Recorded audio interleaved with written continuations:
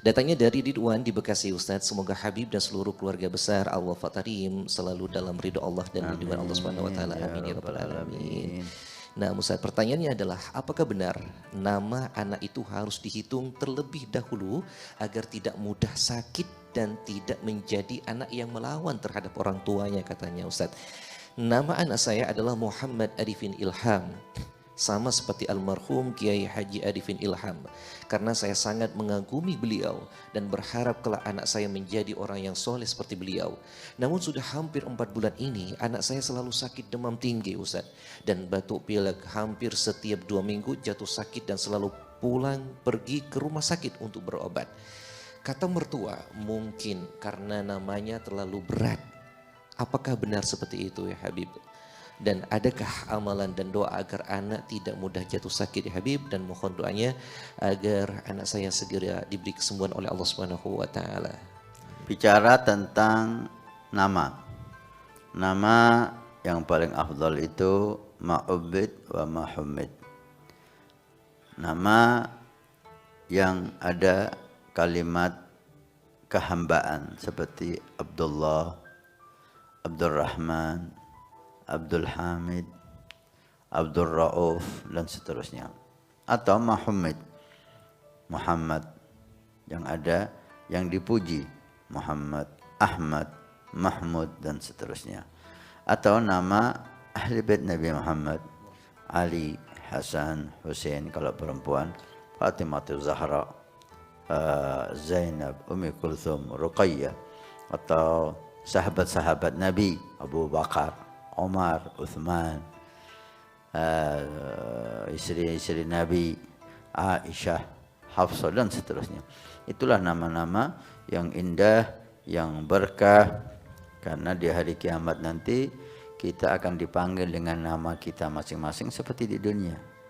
Maka jangan kita menjadikan anak kita malu di hari kiamat dipanggil dengan nama yang enggak islami.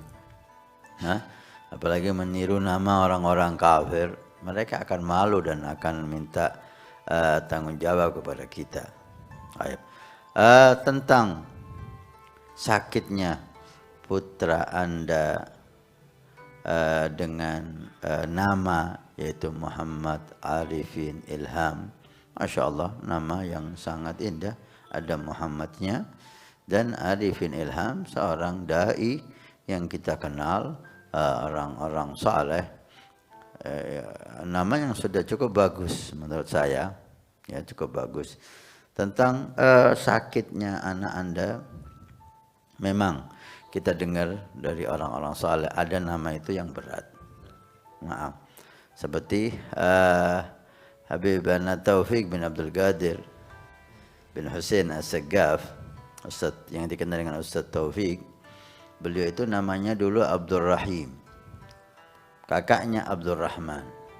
Kakaknya masih hidup, mudah-mudahan semuanya panjang umur, sehat walafiat. Amin. Abdul Rahman. Ustaz Taufik namanya Abdul Rahim. Sama Habib Saleh Tanggul diganti dengan Taufik, kalau enggak salah seperti itu ya. Sama Habib Saleh diganti Taufik. Nah, memang ada nama yang berat yang enggak cocok sama anak. Maka tapi itu kapasitas mengganti nama itu orang-orang saleh, para arifin, yang dia melihat dengan nur basiratih, dengan mata hatinya, dengan mata hatinya. Abdul Rahim cakep, nama yang indah, nama yang sunnah Nabi SAW. Tapi Habib Saleh melihat dengan basiratih, dengan cahaya hatinya, mungkin banyak hal yang mungkin beliau lihat yang kita enggak tahu, maka digantilah Abdul Rahim dengan Taufik. Baik, memang itu ada.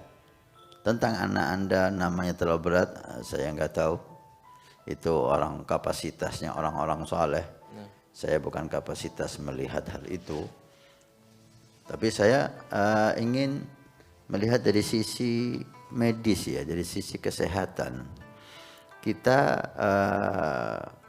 memang si perempuan terutama ketika dia hamil, hendaknya dia menjaga makanannya.